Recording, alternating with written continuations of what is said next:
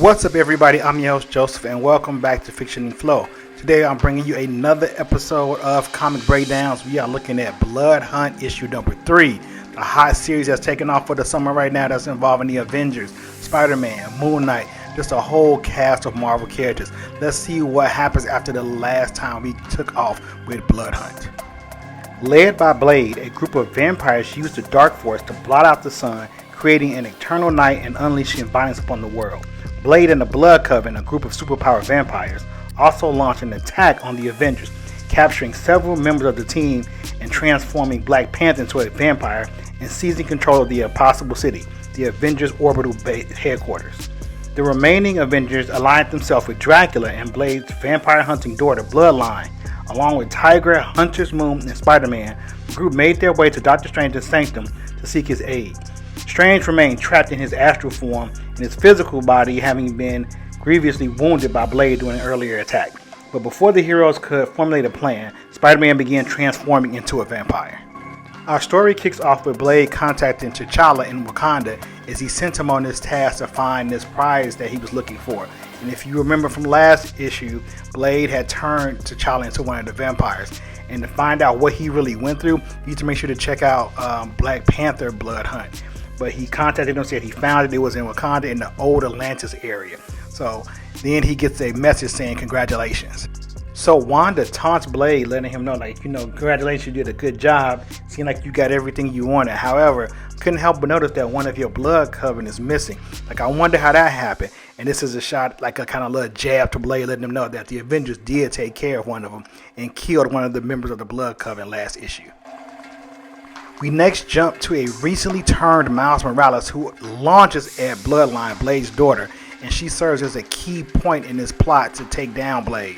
So Vision tries to subdue Miles, and he turns around and hits him with an electromagnetic shock, which makes Vision intangible so Miles can get away. As Miles launches again, we see Clea, Strange's wife, use the Crimson Bands of Cyttorak to subdue Miles, and then the astral form of Doctor Strange uses the Eye of Agamotto to show him the truth and kind of subdue Miles once again and kind of make him a little bit back like how he was originally.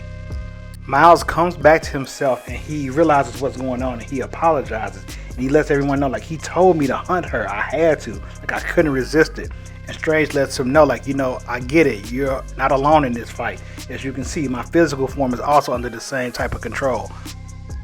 So Bloodline is what's going on? I came into this fight a little bit late. I woke up in Atlanta and now I'm here in New York, courtesy of Dracula's Blood Mages. And it's who is this he? Who's been doing this? Who's behind this? And Captain Marvel, you don't know? Dracula didn't tell you? And then, of course, he comes with the big revelation, how do you think this conversation would have gone, Strange? Come with me, child. In order to save the world, we must take down your father, Blade. And you can see the look of shock on Brielle's face. So Dracula comes in with the explanation. He tells Brielle that your father, Eric Brooks Blade, has sent his legion all over the world. He's black in the skies, and that he has taken down the Avengers, and he even has released the Blood Hunt, which is happening right now upon you.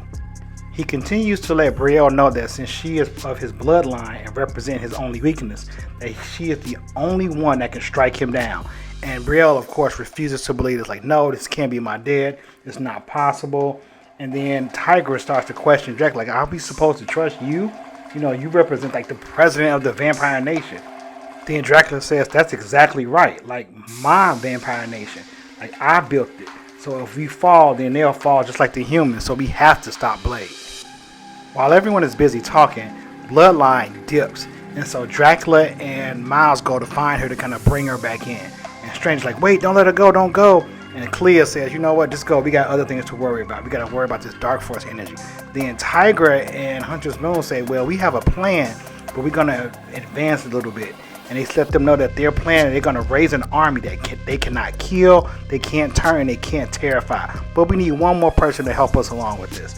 So the Avengers are okay, so that means we got to take care of Blade and the Blood Coven. So we'll kind of go ahead and try to help save Thor, Wanda, and T'Challa.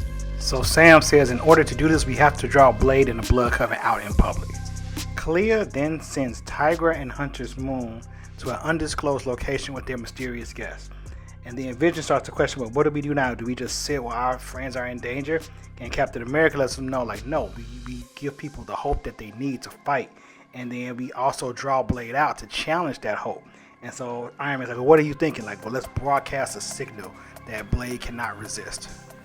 So I absolutely love this part, people. This is when Sam Wilson steps into the full role of Captain America to me, where he gives this speech about encouragement and about enduring and about fighting back, and we're not going to let this just happen. This is the true essence of what Captain America is, right? He's the hope of the people. So Sam steps into that role fully with this speech.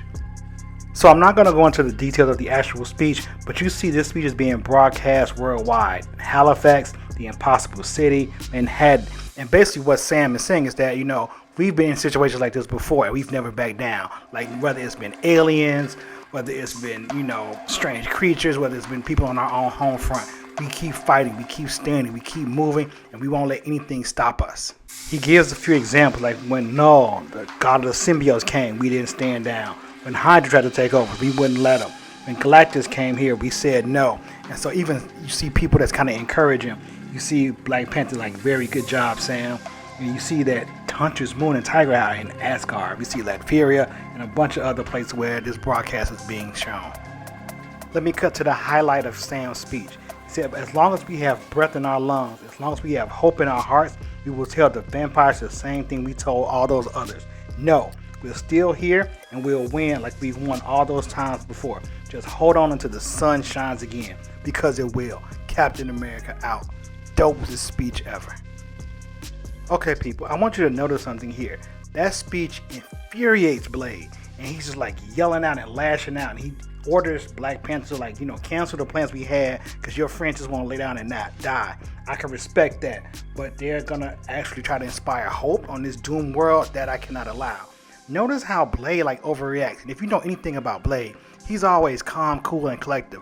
This does not seem like the regular Blade, which makes me believe, as some people suggested early on in the series, that Blade is either being mind controlled or someone else in his body, but this is not our normal Blade. Then Blade uses the Impossible City to teleport this item that Black Panther found in old Wakanda and transport it to Central Park, New York City. Next, this giant spaceship looking thing just comes out of the sky and lands splat center in the middle of Central Park, and it's called the Temple of the First Blasphemy. And he said, let this be their tomb. I have no idea what this is, what it truly represents, but that's how it ends, you all. So that's Blood Hunt issue number 3. Make sure to stay on for the rest of the issues to find out what happens next. So we got 2 more to go. 4 is already out, and I'll be doing a review of that later on this week. But I can't let you go without giving you a quick review of the difference between the original Blood Hunt and the Red Band edition of Blood Hunt. Let's get going. As you can see, I have the 2 covers. I got the variant bite cover and the regular Red Band cover.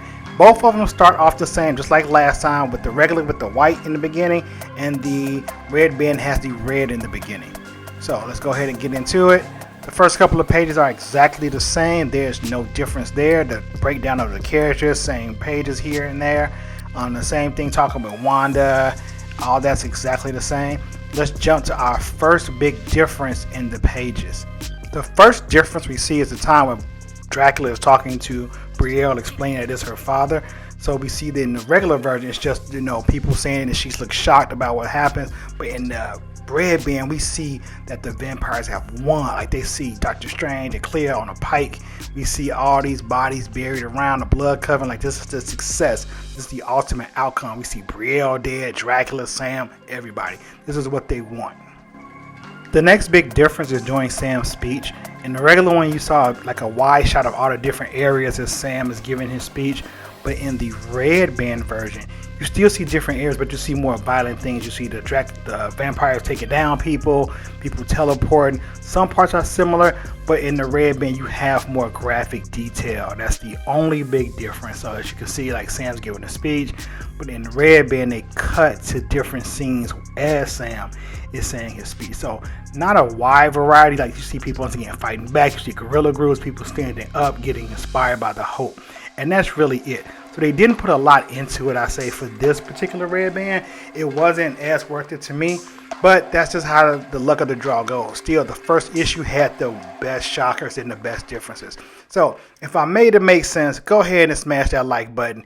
And don't forget to subscribe to the channel to know when new content drops just like this. And I'll catch you all next time for Blood Hunt issue 4.